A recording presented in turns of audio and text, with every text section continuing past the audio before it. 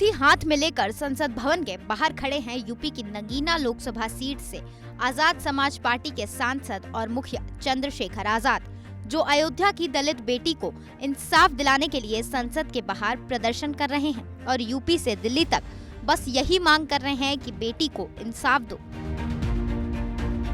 इसी दौरान जब एबीपी न्यूज ने उनसे इस हत्याकांड को लेकर बातचीत की तो वो भावुक हो गए। निर्भया और हाथरस कांड को याद कर बोले, हम तब भी निशब्द थे और आज भी हैं।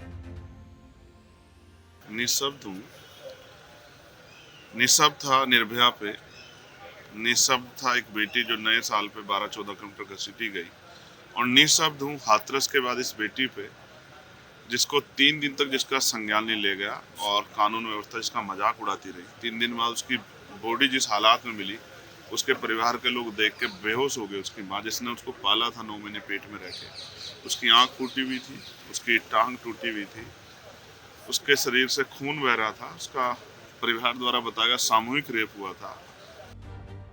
चंद्रशेखर आजाद ने मृतक युवती और उसके परिवार वालों की आप बीती और दर्द बयां करने के बाद सीएम योगी के उस बयान पर करारा पलटवार किया, जिसमें इसी मामले को लेकर उन्होंने समाजवादी पार्टी पर निशाना साधा था।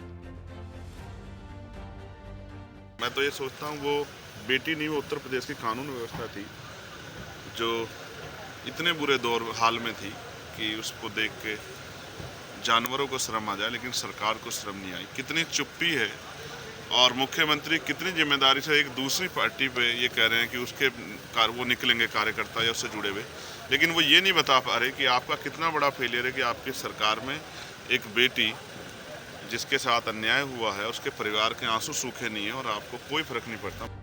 इसके अलावा नगीना सांसद ने इस हत्याकांड को लेकर सीधा प्रधानमंत्री मोदी से जवाब मांग लिया। क्या कहा, खुद सुनिए। तो मैं जवाब मांगना चाहता हूँ प्रधानमंत्री जी से। आपने तो कहा था कि दलितों को मत मारो, मुझे मार दो। आज उस बेटी के साथ जो अन्याय हुआ उसका जवाब दो प्रधानमंत्री जी कि आपकी सरकार में क्या बेटियों की अस्मिता सुरक्षित है?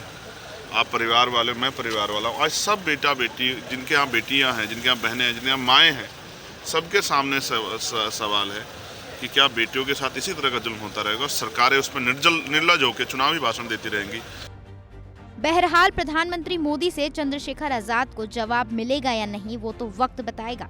फिलहाल तो मिल्कीपुर उपचुनाव से पहले अयोध्या में दलित युवती की हत्या पर माहौल गर्मा गया है।